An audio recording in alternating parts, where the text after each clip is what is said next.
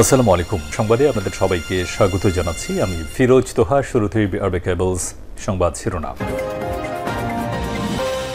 বাংলাদেশের সর্বশেষ গুরুত্বপূর্ণ আপডেট সংবাদে আপনাকে স্বাগত। শুরুতেই সংবাদ শিরোনাম, পরে বিস্তারিত। শুরুতেই জানিয়ে দিব, রক্তাক্ত বাংলাদেশ, লাশের মিছিল, একদিনে ঝরল অন্তত 104টি প্রাণ।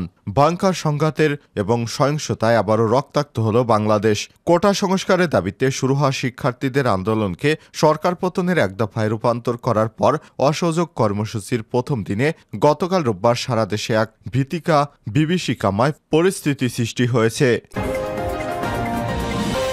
এরপর জানিয়ে দিব, মার্চ টু ঢাকা কর্মসূচি আজ, দ্রুত চূড়ান্ত পরিণতি চান আন্দোলনকারীরা। বৈষম্যবিরোধী ছাত্র আন্দোলন ঘোষিত মার্চ টু ঢাকা কর্মসূচি একদিন এগিয়ে আনা হয়েছে। পরিস্থিতি বিবেচনায় কর্মসূচি এগিয়ে আনা হয়েছে বলে জানিয়েছে আন্দোলনকারীরা। ছাত্র আন্দোলনের অন্যতম সমন্বয়ক আসিফ মাহমুদ গণমাধ্যমে এই বার্তা দিয়েছেন।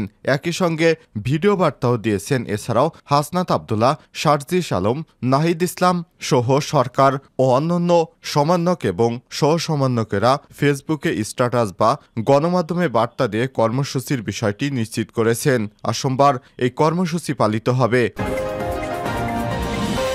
এদিকে কারফিউ অমান্যকারীদের বিরুদ্ধে জিরো টলারেন্স ডিএমপি কমিশনার। দেশের চলমান পরিস্থিতিতে রোববার 4 আগস্ট সন্ধ্যা 6টা থেকে দেশে কারফিউ জারি করা হয়েছে। যারা কারফিউর আইন ভঙ্গ করবেন তাদের বিরুদ্ধে আইনগত ব্যবস্থা গ্রহণ করা হবে এবং জিরো টলারেন্স দেখানো হবে বলে জানিয়েছেন ঢাকা মহানগর police DMP commissioner Habibur Rahman. এদিকে দেশের সব গার্মেন্টস বন্ধ ঘোষণা। চলমান ছাত্র আন্দোলনের কারণে দেশের সব তৈরি পোশাক কারখানা বন্ধ রাখার ঘোষণা দিয়েছে তৈরি পোশাক মালিকদের সংগঠন বিজিএমইএ। জানিয়ে দিব, লক্ষ্মীপুরে সংঘর্ষে ছাত্রলীগ যুবলীগের 8 নেতাকর্মী নিহত হয়েছেন।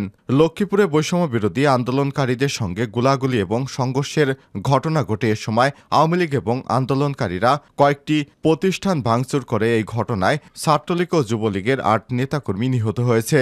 এছাড়াও শতাধিক আহতের খবর পাওয়া গেছে। এর মধ্যে অনেকেই মুমূর্ষু অবস্থায় হাসপাতালে চিকিৎসাধীন রয়েছে।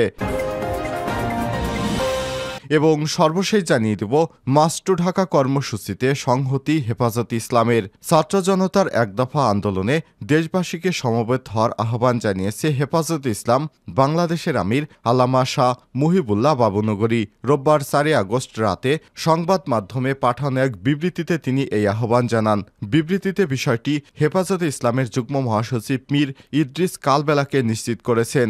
বিবৃতিতে তিনি বলেন, বাংলাদেশের বীর ছাত্র জনতা সোমবার এক দফার ঢাকা চলো কর্মসূচি দিয়েছে। এর সঙ্গে একত্রতা পোষণ করে দলমত নির্বিশেষে সবাই ঢাকা চলুন। এটা আমাদের নয়া মুক্তির লড়াই। যারা এতদিন আমাদের মৌলিক অধিকার কেড়ে নিয়েছে, রাজনৈতিক এবং ধর্মীয় স্বাধীনতা রুদ্ধ করেছে, আজকে তাদের ফ্যাসিবাদী রাজত্বের অবসান ঘটানোর চূড়ান্ত সময় এসেছে। প্রিয় দর্শক, এতক্ষণ শুনছিলেন সংবাদ শিরোনাম, এবারে বিস্তারিত।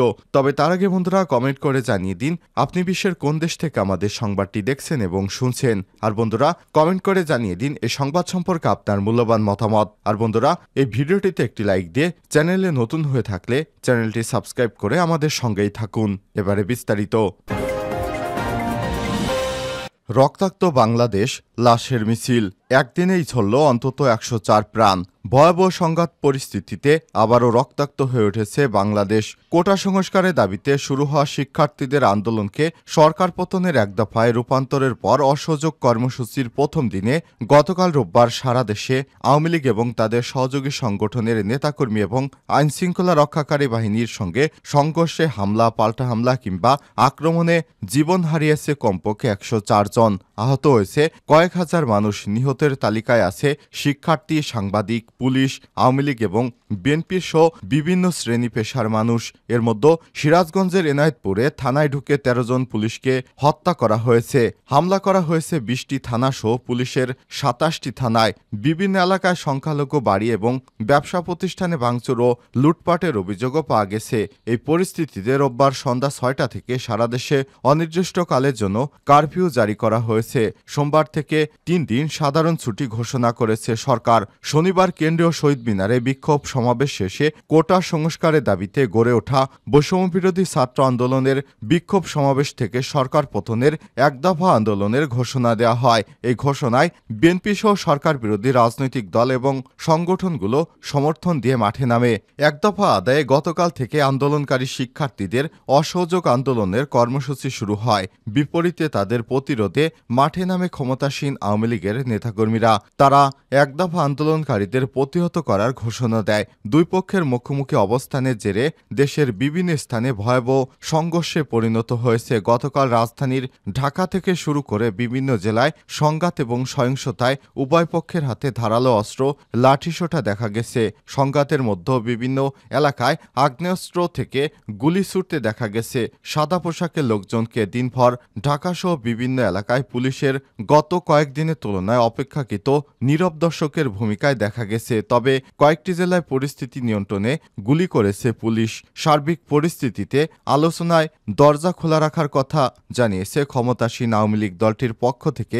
নেতারা বলেছেন, ছাত্রদের দাবি পূরণ করা হয়েছে, এখন এই আন্দোলন আর তাদের হাতে নেই। বৈষম্যবিরোধী ছাত্র আন্দোলনের সমন্বয়কদের সঙ্গে আলোচনা করতে প্রধানমন্ত্রীর দরজা খোলা রাখারও ঘোষণা এসেছে।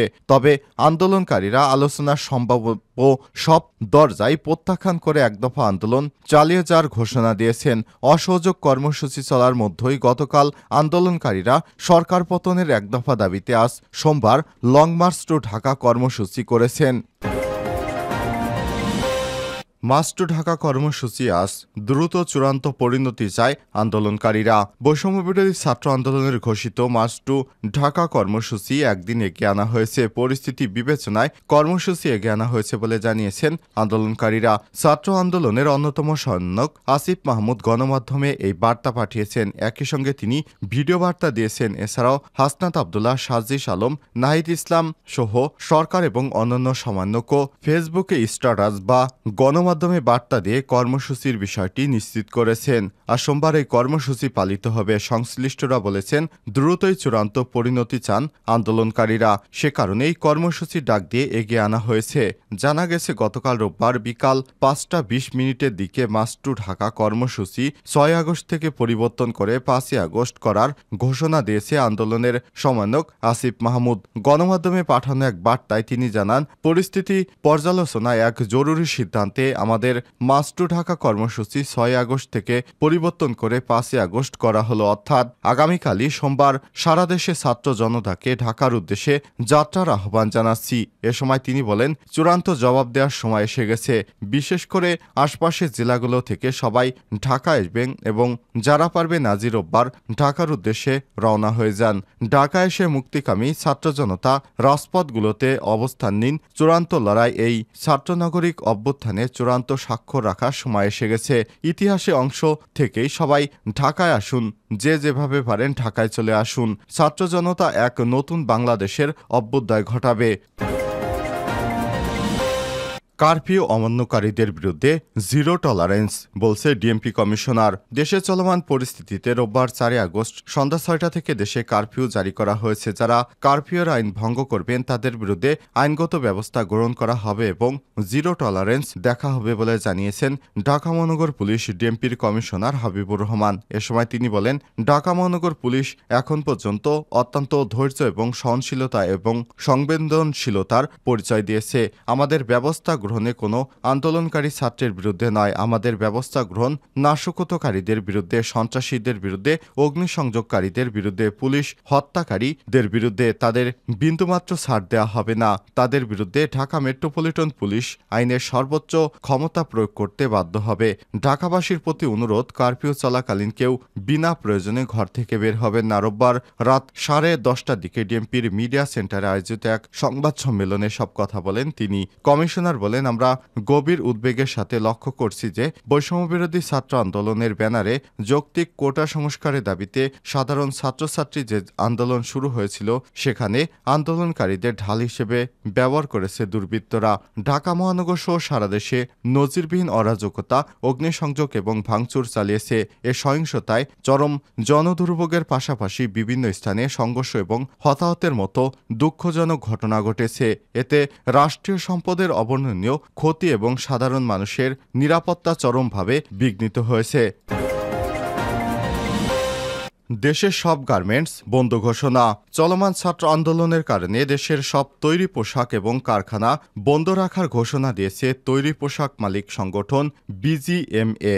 রোববার 4 আগস্ট বিজিএম থেকে পাঠানো সংবাদ বিজ্ঞপ্তিতে সব তথ্য জানানো হয়েছে। বিজিএমের সহসভাপতি এবং সভাপতি এস এম মান্নান কোসি সই করা বিজ্ঞপ্তিতে বলা হয়েছে, উদ্ভূত পরিস্থিতিতে বিবেচনায় শ্রমিক ভাই বোনদের সার্বিক নিরাপত্তার কথা চিন্তা করে পরবর্তী নির্দেশনা না দেওয়া পর্যন্ত সারা দেশের সব পোশাক শিল্প কারখানা বন্ধ রাখার জন্য মালিকদের প্রতি অনুরোধ করা হলো। এর আগে বিকেলে আগামী সোম, মঙ্গল, বুধবার 3 দিনের সাধারণ ছুটি ঘোষণা করেছে সরকার। জনপ্রশাসন মন্ত্রণালয় সিনিয়র সচিব মোহাম্মদ মেজবাউদ্দিন চৌধুরী বিষয়টি গণমাধ্যমে নিশ্চিত করেছেন। লক্ষ্মীপুরে সংঘর্ষে ছাত্রলীগ যুবলীগের 8 নেতাকর্মী নিহত হয়েছে। লক্ষ্মীপুরে বৈষম্য বিরোধী ছাত্র আন্দোলনকারীদের সঙ্গে গোলাগুলি এবং সংঘর্ষের ঘটনা ঘটেছে। এ সময় আওয়ামী লীগ এবং আন্দোলনকারীরা কয়েকটি প্রতিষ্ঠান ভাঙচুর করে। এই ঘটনায় ছাত্রলীগ যুবলীগের 8 নেতাকর্মী নিহত হয়েছে। এছাড়াও শতাধিক আহতের খবর পাওয়া গেছে। এর মধ্যে অনেকেই মুমূর্ষু অবস্থায় হাসপাতালে চিকিৎসাধীন রয়েছেন। রোববার 4 আগস্ট বেলা 11:30 থেকে শহরে ঝুমুর এবং বাদাম ব্রিজ এলাকায় দফায় দফায় সংঘর্ষের ঘটনা ঘটে। নিহতরা হলেন কাউসার, আদনান, সাব্বির, মিরাজ, শরীফ, রাসেল, ইউপি সদস্য হারুন।